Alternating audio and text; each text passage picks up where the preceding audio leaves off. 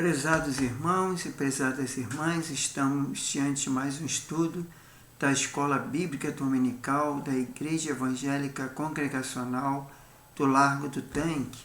E hoje nós vamos escutar a continuidade do nosso estudo da nossa revista da Escola Bíblica Dominical. A lição é 7, lição 7, que como título, o servo alimenta a multidão necessitada. Mas antes de darmos início ao nosso estudo, vamos dirigir a Deus em oração, pedindo a sua bênção para este momento. Senhor Deus e Pai, louvado seja o teu santo e poderoso nome, porque o Senhor é digno de todo louvor, toda honra, toda glória, toda adoração. E nós te agradecemos por mais esse dia, por mais essa oportunidade de estarmos, Senhor, aqui estudando a tua palavra. Eu só peço, Pai, que o Senhor abençoe nossas vidas, abençoe todos aqueles que vão assistir através das redes sociais, que o Senhor possa estar abençoando, tanto compreensão da Tua Palavra, que o Seu Espírito Santo faça nos entender aquilo que Tu queres para a nossa edificação de nossas vidas. Seja conosco, nos abençoe e nos guarda, e livra de todo o mal. É que eu te peço, te agradeço, em nome do Senhor Jesus. Amém.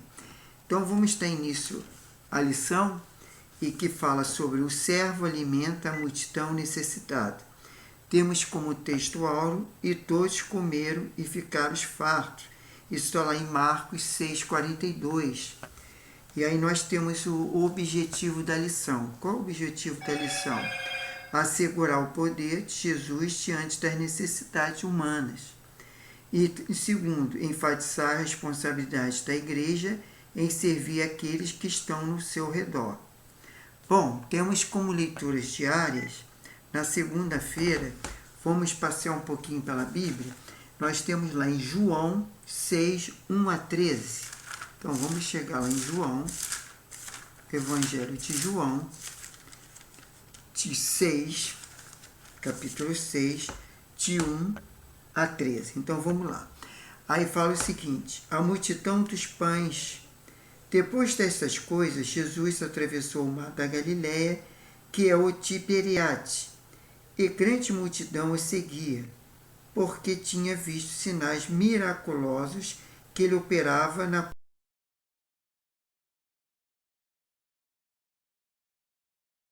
cura dos enfermos ali com seus discípulos. A Páscoa, festa dos judeus, estava próxima. Jesus, erguendo os olhos e vendo uma grande multidão e que se aproximava, disse a Felipe, palavras de Jesus, onde compraremos pão para toda essa gente comer? Foi a pergunta de Jesus. Aí ele perguntava isso somente para experimentar, pois já sabia o que ia fazer. Respondeu-lhe Felipe, 200 denários de pão não bastaria para que cada um desses recebesse um pedaço. O outro dos seus discípulos, André, irmão de Simão Pedro, disse, está aqui um rapaz que tem 5 pães de cevada pequenos e 2 peixinhos, mas que isto para tantos? Disse-lhe Jesus, manda o povo assentar-se. Havia muita relva e naquele lugar, e assentaram os homens em número de quase 5.000. Então Jesus tomou o pão, deu graças e repartiu com os que estavam assentados e fez os mesmos com os peixes. Quando estava saciado, ele disse aos discípulos, recolhei os pedaços que sopravam para que nada lhe perca. Recolheram-nos e encheram 12 cestos de pedaços dos 5 pães de cevada e que sobravam os que haviam comido. Quer dizer, Jesus multiplicou o pão e os peixes para 5.000 homens, fora as mulheres e as crianças, porque naquela época não se contava as mulheres e crianças. Agora vamos para terça-feira, Salmo 78. Vamos para o Antigo Testamento. Vamos lá para o Salmo 78. Vamos ver o que fala aqui no Salmo 78. Capítulo 78, qual é o versículo? Versículo 23 ao 30. Então, vamos lá. 23. Contudo, ordenou eles as altas nuvens, E abriu as portas dos céus, fez chover sobre ele o maná para comerem, e lhe deu cereal do céu. Cada um comeu pão dos anjos, mandou-lhe comida com abundância. Fez sobrar o céu o vento do oriente, e trouxe vento do sul com a sua força. Fez chover sobre eles carne como pó, e as aves da asa como areia do mar. Fez cair o meio do seu arraial, e ao redor das suas tendas. Comeram e se fartaram, pois lhes satisfez o desejo. Não refrearam o seu apetite, ainda que lhe estavam comida na boca.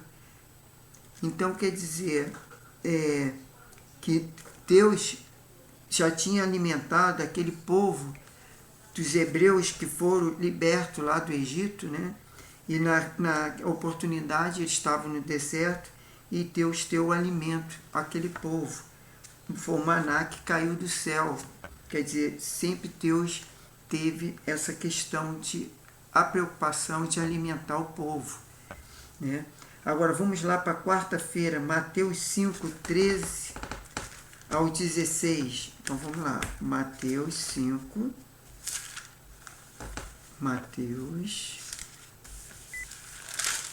capítulo 5, aqui, 5, qual é o versículo? 13 ao 16. Então, o que diz o 13 ao 16? Diz o seguinte: vós sois o sal da terra, as palavras de Jesus.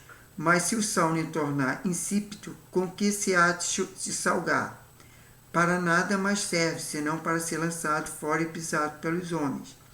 Vós sois a luz do mundo. Não se pode esconder uma cidade edificada sobre um monte. Nem se acende uma lâmpada e coloca debaixo de uma vasilha, mas no candelabro, e ilumina todos que estão na casa. Assim resplandece a vossa luz diante dos homens, para que vejam as vossas boas obras e glorifique o vosso Pai que está no céu. Então, aqui Jesus já fala que nós somos o sal e a luz do mundo. O sal da terra e a luz do mundo. Agora, na quinta-feira, temos Mateus 25, do 36 ao 46. Vamos lá, para Mateus 25, do 36 a 46. Estava nu e me vestiste, estivesse enfermo e me visitaste, preso foste e foi me ver. Isso palavra de Jesus. 37. Então perguntaram os justos: Senhor, quando te vimos com fome e te demos de comer, ou com sede e te demos de beber? E quando te vimos forasteiro e hospedamos, ou nu e te vestimos? E quando te vimos enfermo, preso e fomos te ver? Enquanto te vimos enfermo, fomos te ver. O que lhe respondeu o rei: em verdade vos digo que quando fizeste um desses meus pequeninos irmãos, a mim o fizeste. Então tirais também aos que estiverem na sua esquerda. Apartai-vos de mim, maldito, para o fogo eterno, preparado para o diabo e seus anjos. Pois tive fome e não me deste comer, tive sede e não me deste beber. Fui forasteiro e não me deste recolheste, tive nu e não me vestiste, enfermo e preso e não me visitaste. Então eles também lhe responderam: Senhor, quando te vimos com fome, com sede, ou estrangeiro, ou nu, ou enfermo, ou preso, e não te servimos? Então lhe responderam: em verdade vos digo que todas as vezes que deixaste fazer um desses pequeninos, foi a mim que o deixaste fazer. E irão estes para o castigo eterno, mas o justo para a vida eterna. Isso aqui é uma prova que Jesus fala na importância de nós fazermos o bem, acolhermos aqueles que necessitam, os necessitados. Quer dizer, é muito importante fazer a obra, né? A assistência social para as pessoas. Agora, na sexta-feira, temos Lucas 9, do 11 a 17. Então, vamos lá para Lucas 9, do 11 ao 17. Lucas 9, de 11 ao 17. Vamos lá. Lucas 11. Mas vamos ler o 10 também, porque o Lucas 9, 10 fala a primeira multiplicação dos pães. E aí no capítulo 10, recresando aos apóstolos, contar-lhe tudo que tinha feito. Tomando-os consigo, retirou para o lugar deserto em uma cidade chamada Betsaida. Mas sabendo que a multidão seguiam, ele o recebeu e falava-lhe o reino de Deus e curava os que necessitavam de cura. O dia começava a declinar, e aproximando dele, os 12 disseram: despede a multidão, para que, indo nos lugares e aldeias em redor, se hospedem e achem o que comer, porque estamos num lugar deserto. Então lhe disse: dai-nos foste comer. Respondeu eles: não temos senão 5 pães e 2 peixinhos, salvo que nós próprios fomos comprar comida para todo esse povo. Estava ali cerca de 5.000 homens. Disse então aos seus discípulos: fazei-os assentar em grupo de 50.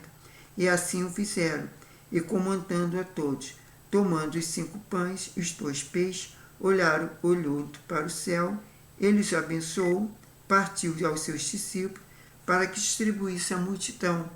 Todos comeram e saciaram, e levantaram os que sobrou 12 cestos de pedaços. Quer dizer, a multiplicação do pão e do peixe.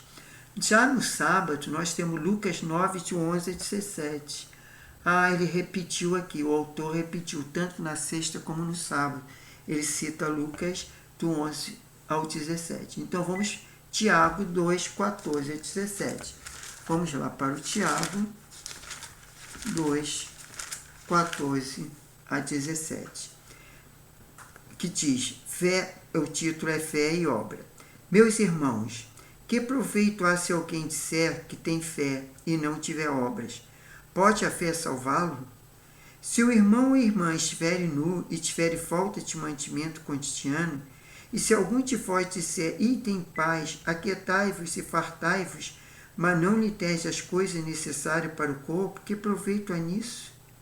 Assim também a fé não tiver obra, a fé por si é morta.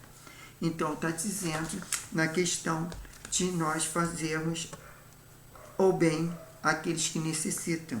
Porque a obra, já que a gente está falando em obra, é considerado como uma obra social. É uma obra que você vai dar para aquelas pessoas que necessitam. E se você não dá, o que adianta a fé? Porque a fé sem obra é morta. Então, para que nós possamos mostrar a nossa fé, que a gente tem o autor da nossa fé, que é o Deus da Bíblia, é o Deus de Abraão, Deus de Isaac, Deus de Israel, e o Senhor e Pai do nosso Senhor e Salvador Jesus Cristo, e nós consideramos também que somos co-herdeiro com Cristo, como herdeiro de Cristo, então nós somos filhos de Deus, então a nossa fé será morta se a gente não tiver obra. A gente temos que fazer a obra.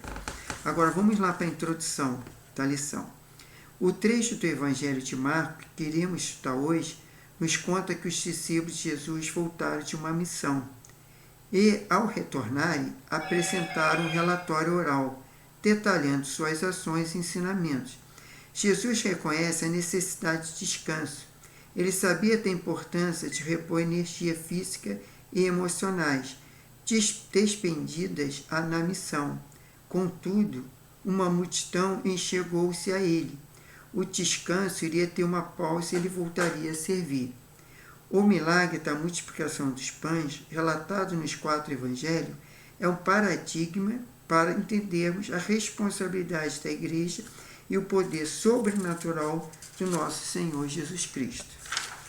Agora, partindo para a próxima página, que é a página 34, temos aí o número 1, que fala o título, As ações de Jesus frente aos necessitados. Então temos, quando Jesus e seus discípulos estavam isolados, numa tentativa de descanso, conforme Marcos 6:31, a multidão se descobriu e afluiu para onde estava estavam conforme Marcos 6,33, diante desta multidão, vemos atitudes tornadas por Jesus. Bom, então, item 1.1. Viu a multidão e se compadeceu dela. Primeiramente, o texto de Marcos nos informa que Jesus viu a multidão. Aparentemente, esta seria uma atitude comum, mas o olhar de Jesus foi diferente. Ele não olhou com indiferença para a multidão. Seu olhar também não foi de reprovação. Afinal, ele e seus discípulos haviam se retirado para descansar. O descanso é importante. O bispo J.C. Riley afirma que existem alguns que correm o perigo de trabalhar em demasia, prejudicando seus corpos e suas almas, mediante a excessiva atenção que dá aos outros. Quer dizer, Jesus, ao invés de pensar em si mesmo e em seus discípulos, Jesus atendeu a multidão que estava sem pastor.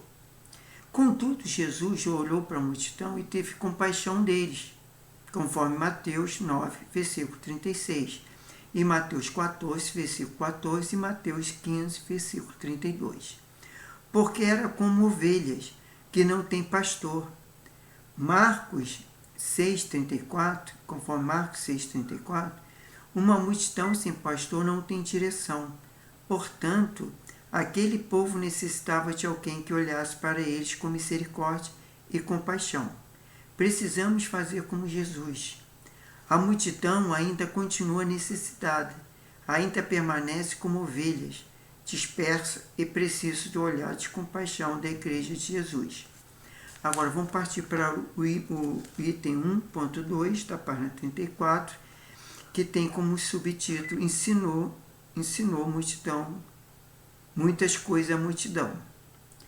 Vamos lá. A compaixão de Jesus o levou à atitude de ensinar a multidão. Notemos que ele não perdeu a oportunidade. Aquele foi ensino intenso, pois ele passou a ensinar muitas coisas. Abriu a mão do direito de descanso que lhe cabia, em prol de uma multidão que necessitava de instrução. Em vez de pensar em si mesmo, em seus discípulos, ele atendeu aquelas pessoas. Aquela multidão estava sem pastor, agora tinha um pastor, conforme Ezequiel 37, versículo 24. Jesus não olhava para os seus próprios interesses, mas para a necessidade da multidão. Agora, no item 2, ainda na página 34, tem como subtítulo a postura dos discípulos diante dos necessitados.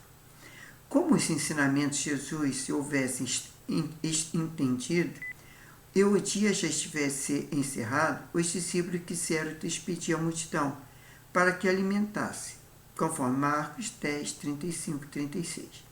Contudo, a ordem de Jesus para os discípulos incluía ele se alimentasse a multidão. Vejamos que os discípulos sabiam qual era a necessidade da multidão e apresentaram o caso a Jesus. Porém, a ordem de Jesus foi, entre aspas, dai-lhe foste comer, fecha aspas. Muitas vezes nós sabemos que precisamos fazer, mas não fazemos. Em alguns momentos, porque não temos recursos, mas em outros, porque não temos iniciativa. A ordem de Jesus para a igreja continua sendo, dai-lhe foste comer. A igreja tem um alimento que a multidão precisa. A igreja é chamada a oferecer o alimento espiritual àqueles que estão necessitados, mas o chamado também envolve a tarefa de alimentar fisicamente o que precisam, conforme Tiago 1, 27. Assim como Jesus fez, nossa atitude não deve ser ter indiferença ou ter reprovação pelo incômodo, mas de disposição para atender às necessidades espirituais, materiais daqueles que precisam nos dias de hoje, conforme Atos 4, 34 e 35. A desculpa dos discípulos acerca da falta de dinheiro e da ausência do lugar para comprar esse alimento poderia até ser razoável e, muitas vezes, a mesma desculpa que damos. Entretanto, muitos utilizam a desculpa da incapacidade financeira, apesar de não ficarem com a consciência limpa, quando na realidade o problema não é dinheiro, mas é a falta de iniciativa de se enxergar a necessidade do outro como um olhar de misericórdia. Estabelecemos o falso princípio de que, pregando para que a salvação da alma, nos esquecemos que as pessoas possuem corpo, conforme Filipenses 4, 15 e 19. Portanto, a mensagem e a ação prática da Igreja não pode ser parciais ou voltada para apenas a necessidade espiritual. Devemos pregar como sugere o Pacto de Lausanne, o Evangelho todo para o homem todo. Deixemos, portanto, de ser uma missão parcial e passamos a cumpri-la de forma integral. Agora, partindo para o item 3, da página 35, que tem como subtítulo o poder de Jesus diante dos necessitados. Diante da incapacidade dos discípulos, Jesus orientou, perguntando-os o que eles tinham disponível. Mas a descoberta não é muito animadora. 5 pães e 2 peixes seriam incapazes de alimentar uma grande multidão, como aquela, conforme Marcos 10, 38. Hernandes Tierlop afirma que Jesus tomou algumas medidas para nos ensinar, os quais ele elenca em número de 6. É preciso saber quais são os recursos disponíveis. Número 1. Número 2. Colocar o pouco que você tem nas mãos de Jesus. Número 3. Organize-se para todos sejam atendidos. Número 4. O milagre acontece nas mãos de Jesus, mas a mão dos discípulos deve repartir o pão. Número 5. O alimento que Jesus oferecia satisfaz permanente. Número 6. Não desperdice a profissão divina. Interessante, né? Aí vamos lá. Mediante a impossibilidade humana, Jesus realiza um milagre. Diante do impossível para os discípulos, Jesus age mais que uma vez com poder. O Senhor Deus tem poder para multiplicar nossos recursos, conforme 2 Reis 4, de 1 a 7. Jonas Celestino Ribeiro lembra que, no Evangelho de João, Jesus diz que ele é o pão da vida. E para ele o milagre da multiplicação dos pães é um sinal da verdadeira natureza do reino de Deus.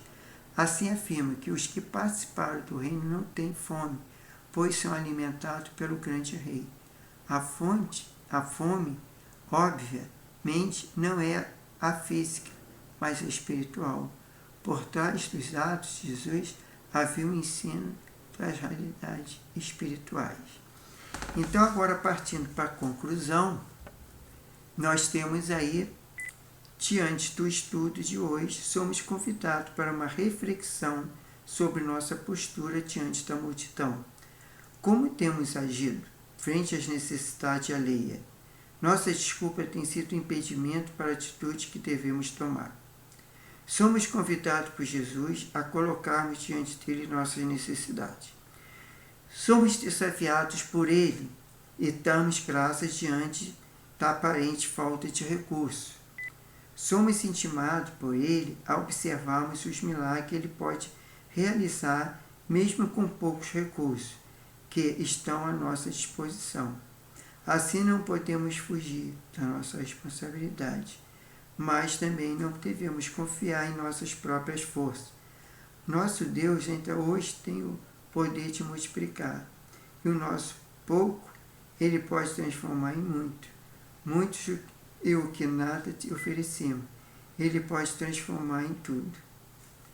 É interessante que nós temos que fazer a obra de Deus para aqueles que necessitam, né?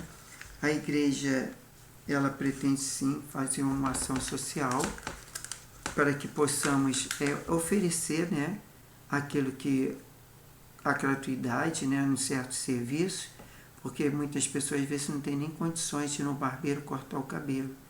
Então, enquanto uma ação social que vai, as pessoas cortam os cabelos, mede a pressão, vê a glicemia, né? Como é que está o açúcar no sangue. Então, aquelas crianças que é aplicado flu. Então, isso tudo que a igreja faz no sentido de ação social, isso é muito importante. Se nós somos imitadores de Cristo, se nós queremos fazer a obra do Senhor, se nós buscamos fazer o melhor, né? E sermos instrumentos na mão de Deus, nós temos que fazer isso. Temos que atender aqueles necessitados, porque nós, embora Deus nos tenha nos sustentado, tenha nos abençoado, mas a gente vê que até mesmo na igreja, muitas vezes temos um irmãozinho, uma irmãzinha, que não tem as condições, às vezes, nem de pagar um lanche. E como nossa igreja tem cantina, muitas vezes a gente paga um lanche para aquelas pessoas que são mais necessitadas, que não têm condições de pagar. Mas que ninguém... E sempre o pastor diz que também, se participar da cantina, mesmo que não tenha condições, não tem problema. Se a pessoa não tem condições, ela pode participar. Porque é um privilégio para nós que somos membros da igreja, nós temos condições de pagar até para aquelas outras pessoas, né? E aí nós podemos fazer a obra de Cristo, que na verdade é isso que devemos fazer. Bom, vamos orar, agradecer a Deus por mais essa lição, pedindo a Deus que dê-nos prosperidade, mas aquela prosperidade para ajudar o próximo, para dar aquilo que os nossos próximos necessitam, e que nós possamos ser bênção na vida da igreja, bênção na vida das pessoas, e que possamos sempre acolher aquelas pessoas necessitadas. Que Deus coloque esse amor no nosso coração, nos instruindo, tanto discernimento, sabedoria, para que também nós possamos, de fato, dar para aqueles que necessitam, porque a gente muitas vezes vê que há muitas pessoas que pedem esmola e de fato não necessitam, né? Mas que Deus toque no nosso coração. Eu já tive várias experiências que Deus mandar eu atender aquela pessoa com dinheiro, com um alimento, e Deus falou claramente para mim. Agora, já teve pessoas que passaram por mim e me pediram, e eu, na hora, não senti vontade de dar. Mas eu orei a Deus, eu peço sempre a Deus que me dê esse discernimento para saber de fato aquelas pessoas que necessitam. Eu acho que você que está nos assistindo também deve sempre orar a Deus: Senhor, eu devo colaborar. Eu sei que alguém vai dizer assim: mas você não pode fazer exceção de pessoas. Mas se a gente vê que às vezes Deus sabe de todas as coisas, se Ele não deu direção para não dar, sabe lá se aquela pessoa ali vai comprar um crack, uma droga, e aí ela vai até acontecer uma morte, uma coisa ruim. Porque então é preferível então você não dar dinheiro e comprar o alimento daqueles que estão necessitados. Porque muitas vezes, às vezes eles não querem alimento, eles querem o dinheiro, justamente para comprar droga. Então, a gente, se puder dar para uma pessoa que de fato vai se alimentar, que de fato está com fome, é melhor que dar para essa pessoa, que dá para aquela pessoa que de fato não há necessidade de fome, mas sim de vício, de droga, de cigarro, ou de cachaça, ou que ela seja que for.